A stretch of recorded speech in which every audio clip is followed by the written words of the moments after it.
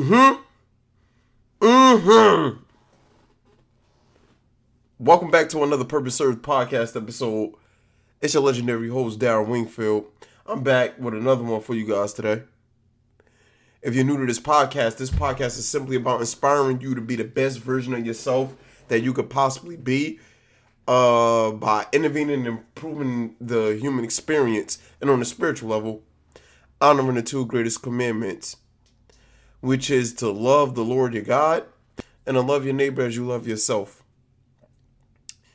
Man, I told you guys that I was going to be bringing up a special individual today who's been a long gone. This dude has been dead for over 100 years. And it's wild that I even said that to pop this off. But it's the truth. He was born April 9th, 1812 and died March 9th, 1882. And the one thing that I'll be bringing up on here all the time is how significant that someone's life can be, even after their passing, and how they can still have a profound effect on people long after they're gone. This is sometime last year, I believe in the summertime. I was taking my walks, my typical walks on walking on trails. This particular trail is called Kettle's Run, and it's in New Jersey, Berlin, New Jersey. And when I first walked in, you pretty much got like a poster board with like announcements and stuff like that of events, what the trail looked like a little map of the trail, and other sort of posters. And one of these posters that I seen is of this gentleman that I'm speaking on today. And his name is Dr. James Still. And it stood out to me. It was a black man that was on his poster, on this bulletin board, on the entrance of a trail. And it stopped me in my tracks. And I just started like reading a little bit about him. And it was pretty much all like fun facts about this guy, James Still. And what really stood out to me is said Dr. James Still. And I'm like, wow. This guy had to go through some stuff in order for him to be Dr. James Still in the 1800s.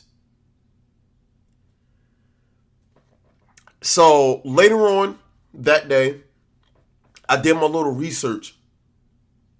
And I came across an autobiography that he has called The Early Recollections and Life of Dr. James Still. Excuse me. Of where he was going over his life. I'm still currently reading the book. I want to say like I'm halfway there. Because right now I'm in the middle of reading a lot. I'm in the middle of still reading Thus Spoke Zarathustra. I'm in the middle of reading the basic works of Aristotle.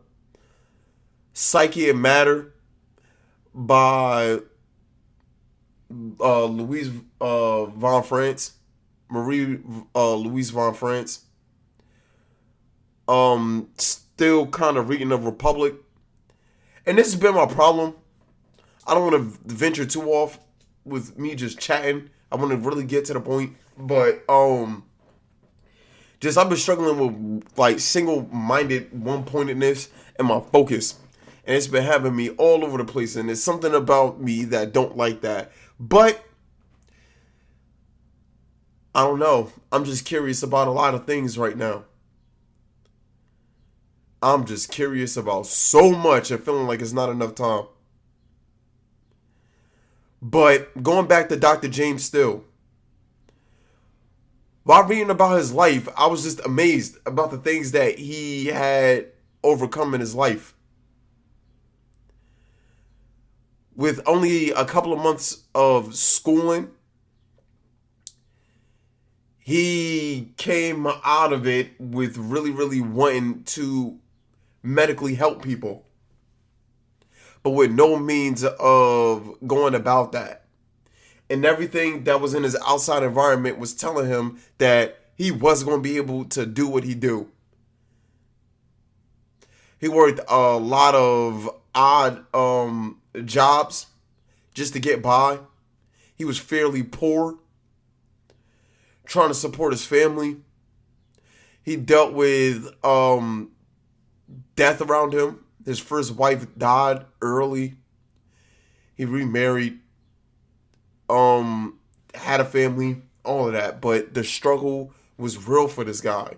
But all in all, even in despair, even dealing with anxiety, which he talked about, he stayed the course no matter what.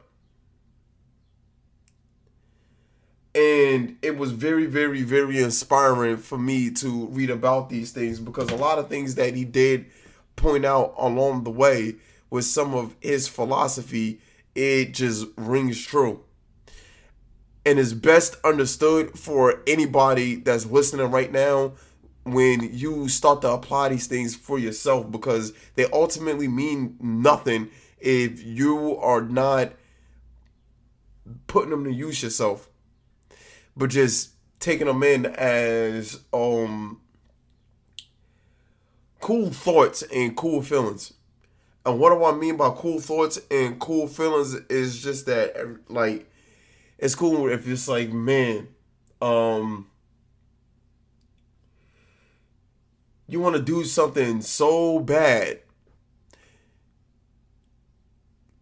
You're passionate about something, and then you come across somebody. If, say, for example, you are in one of those situations where you can't get over the hump. I talk about stuff like this all the time, right? You can't get over the hump. You meet in shortcoming after shortcoming, adversity after adversity, and then you come across an individual story where they just so happen to succeed after finding themselves falling short of falling flat on their face 9 times, but on that 10th time when they got up, that was their moment. Just keep going. Keep going, keep going, keep going, keep going. You're writing your own story every single day. You're writing your own story every single day. But his life was a struggle. He wanted to get into medicine, didn't know his point of entry. And one specific day, this guy, he was from New Jersey, from the South Jersey area. He went over to Philadelphia, and he just so happened to take a random turn down a street and decided to go into a bookstore looking for a book on medical botany. And when he went in there, he only had $1 to spend on a book. And I'm pretty sure around that time, that was probably a pretty penny to spend on a book. But the guy who, when he went to the bookstore to get the book off of, if I can recall this correctly, tried to sell him the book for $1.25. And really, honestly, wasn't trying to sell him the book in the first place. And I'm pretty sure it's based off of his appearance. And he said a Quaker-looking guy was in there, and he encouraged him to keep on with his search and keep on with his mission and his purpose. And he told the bookstore owner to recommend another place where he could go and find a book that he was looking for. And then he ended up going to the place, and the guy ended up saying that he had the book at the price that he was looking for.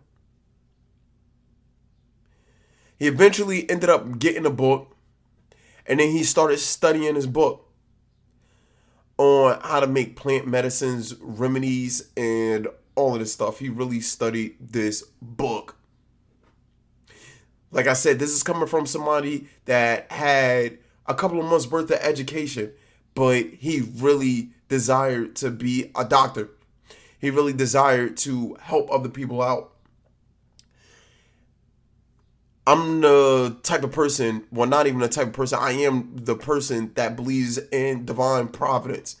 I believe that God has a natural order for all things. And if you truly are on the set apart path, He will make a way for you. If it involves helping out your fellow human beings and also helping out yourself. Going back to those two greatest commandments of loving the Lord your God and loving your neighbor as you love yourself. These are spiritual principles. And Dr. James Still was a man of faith. He believed in God deeply. And that was his first reliance. Eventually, he started making his own remedies. Like I said, he started making his own medicine. I don't know if I said that or not, but he started making his own remedies. He started making his own medicine. And he started turning to the person that when all else failed, this black doctor of the pines was going to cure you of whatever it is that you were dealing with, when all the other doctors couldn't do it. He was a man ahead of his time. He believed that the medicines that the doctors were using at that time wasn't necessarily healing the people of the diseases and their illness that they had. It was along the lines as if it was just blocking it out temporarily. And he really wanted to relieve people of their suffering and make their suffering go away. And that he did at a very successful rate. And I believe the first person that he started with was his neighbor. One of his neighbors had roots that he was looking for one of the remedies that he was putting together. And he decided to help out his neighbor in order to get these roots that he needed. I think this was like one of the first patients that he had. Eventually, he got this neighbor on his feet. And then slowly but surely, his business started to pick up. And then after a while, he really started being that go-to person for everybody. And in the beginning of the journey, he didn't have the financial means to support himself while dealing with all of this. He built his own carriage at one point to be able to get to his patients. No matter what time of day it was, 6 days out of the week, and then tried on the 7th day to rest, to live according to what the 10 Commandments is, which is one of the commandments is not to work on the Sabbath, to treat that as that rest day.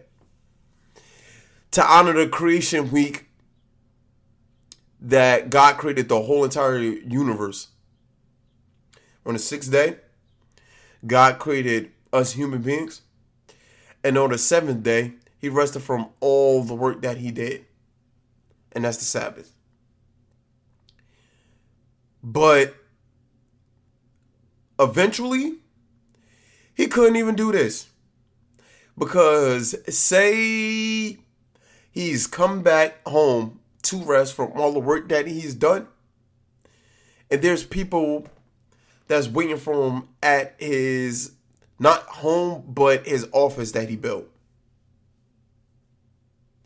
That the people around him doing it was going to fail. Everything he doing, people assumed that he was going to fail. So eventually, he became a prominent figure in New Jersey and also in the Philadelphia area. And he started being financially rewarded At some point, he was able to pay off all his debts and started accumulating financial stability for himself. And in the Marlton area of New Jersey at the time, he was the third wealthiest person. And this is coming from a man that was born into a world where his parents moved from Maryland to New Jersey as slaves.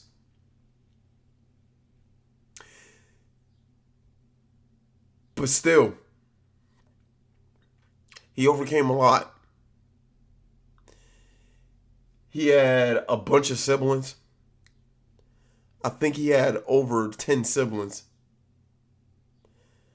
if I recall correctly. And his upbringing, like I said, was like really, really rough, really poor. Fending for yourself, ultimately speaking. Taught to work extremely early and taught to work extremely hard. But he weathered all the storms.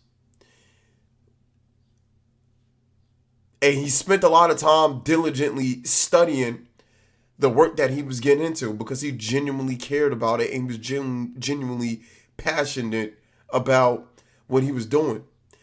And he would spend hours in the woods examining the trees and examining the plants. And then going back and studying the side effects of these things and how they can work to help people. There was something that I spoke on a couple of podcasts ago when I was talking about the introduction to Thus Spoke Zarathustra and Poor Richard's Almanac with Benjamin Franklin. One of the things that I talked about was Friedrich Nietzsche describing what it was like when he first gave the first part of that book to people and they didn't understand it. And he felt as though that people didn't understand him when he felt as though he's speaking as clear as he possibly could to things that deeply mattered to him. He didn't care and he still kept going, but that'll do something to a man. I bring this up because James Steele experienced that in his life. And there was a certain section that he was talking about that in his autobiography of not being able to relay his concerns to others about the things that was deeply troubling him and that was making him the most anxious. Because he understood quickly that nobody understood, ultimately speaking, of what he was going through and what he was experiencing. That's not uncommon to a lot of us. It's just that people rarely speak on that feeling.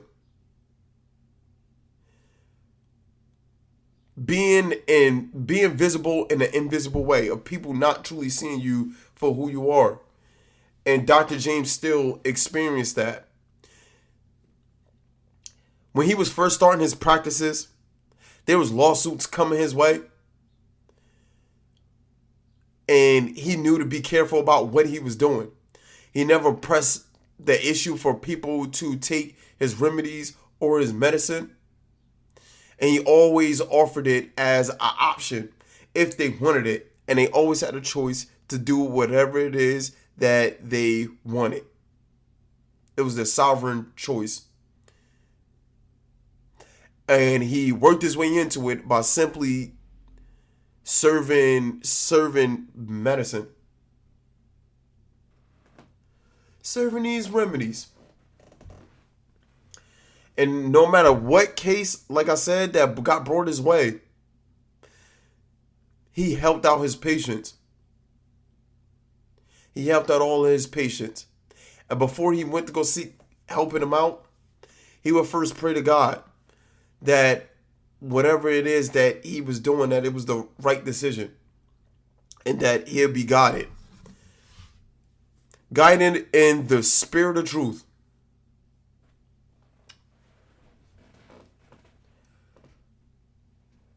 One of the quotes that he says that sticks out to me is nature teaches the truest philosophy. And I personally started noticing that when I started taking these walks. And if I didn't start taking these walks, I would have never came across this special individual. And I tell you guys this all the time, is there's a different type of energy that nature gives off that you won't find dwelling amongst a lot of people. Especially if you are in an urban environment like the city. And I'm going to give you two different contrasts real quick. There's a contrast of walking in the middle of the woods by yourself at 7:30, 8 o'clock in the morning, than being in a club at 1:30 or a bar at like 11:30 at night. You're going to feel two different types of vibes completely. Yeah, one might be extremely fun. You might be having a great time. You might be having the time of your life. You might be, you know what I mean, getting to it. Blocking out whatever it is that you was feeling a couple of hours ago. On a real true sense. Trying to find somebody to occupy the rest of your night. To make sure the fun go on so you don't have to deal with yourself. Rather than choosing a route of completely dealing with yourself. In the morning, hearing the wind hit the tree leaves. And you hear them leaves crackling. Hearing the birds chirping. And watching a deer in the distance, staring at you, not moving. Squirrels running by. And butterflies just flying right past you. Sometimes circling you. You don't hear cars. You're probably going to come across that one person walking their dog. Or somebody riding their bike or jogging. But for the most part, if you don't got no music playing and you just listening and it's silent, there's a level of peace about that is so profound if you just sit in it and not think about nothing else or feel nothing else, but simply be present. That does something to you. I started doing this, doing the walks during the pandemic when you couldn't even go nowhere. And that's what really started it all for me. And I noticed every single time that I came out of these walks, I felt different. I felt more at ease with myself and I felt more peace. And then I started to get really addicted to it. Sometimes I'll just go out there when it's pouring down, raining. There's been times where I walked in the woods and it was snowing or snow on the ground. Scorching hot. Layering up and going out there when it's cold. It don't matter. Because it felt like my peace of mind needed it. But I was inspired by Dr. James Steele because of how much he overcame. And how much of a reliance that he was to the people around him in his community. And the way that he served his fellow man. And the journey is inspiring. And the life lessons that he was teaching in one specific chapter in the book, he had it directed like to the audience of young men and young women about how important it is to value your mind and to treat people with decency and respect, even when they're wronging you. Even when people think little of you. Don't doubt yourself. Don't doubt your abilities, and don't doubt what you are capable of. Because the special thing is you got a mind, and that mind comes from God, the creator of the universe and the creator of the heavens above. And it's best to use that, because at the end of the day, it don't cost anything to use it. It's free. You don't have to pay any money or any of it. That's the most valuable thing you have. And you must nurture it and you must cherish it, because you can do so many special things if it's utilized in the right way. There's another thing that I want to speak on to close this out, is on the opposite end. What I was talking about is just a man that was driven by purpose for a decent amount of his life. But there's way more people out there that don't necessarily know what their purpose is.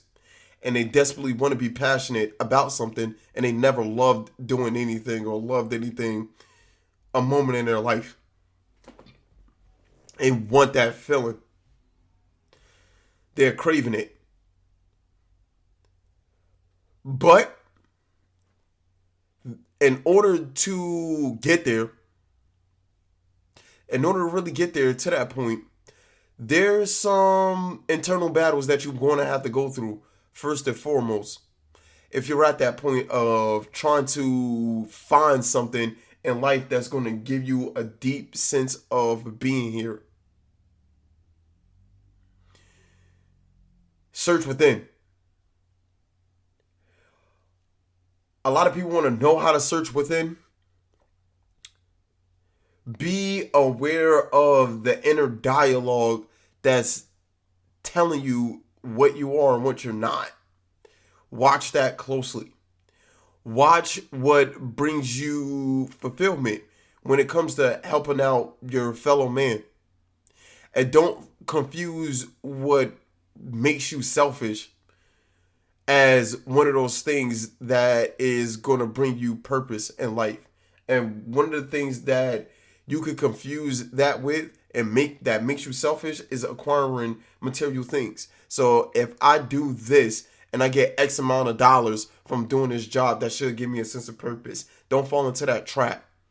Because yet again, we live in a spiritual world that's on top of a physical one. They coincide with each other, but the spiritual is on top of the physical. The physical is not on top of the physical. The physical is not on top of the spiritual. My bad. My bad. So keep that in mind. You're lost in spirit. For those of you guys that's looking to find your purpose, you're lost in spirit. Get a hold of your spirit first. Understand what drives you. Understand truly what makes you dig deep. Understand what brings you down and what brings you up. And watch that stuff. The theme on here, as of late, is becoming incredibly watchful over yourself. And if you're not watchful over yourself, you can't possibly have your purpose come to you. You're just going to be drifting in the wind.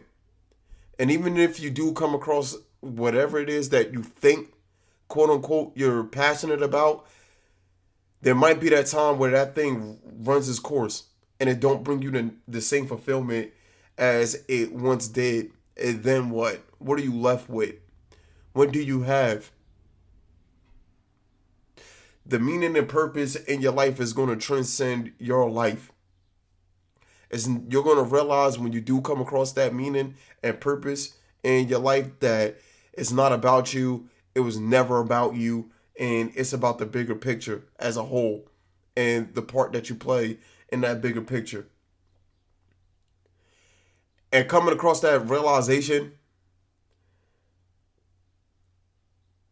it's at first, you're probably going to get like a crazy epiphany. Like, oh man, yeah, this feels good. But then once the reality sets in, it's going to be very hard to maneuver through life in the same way that you once did.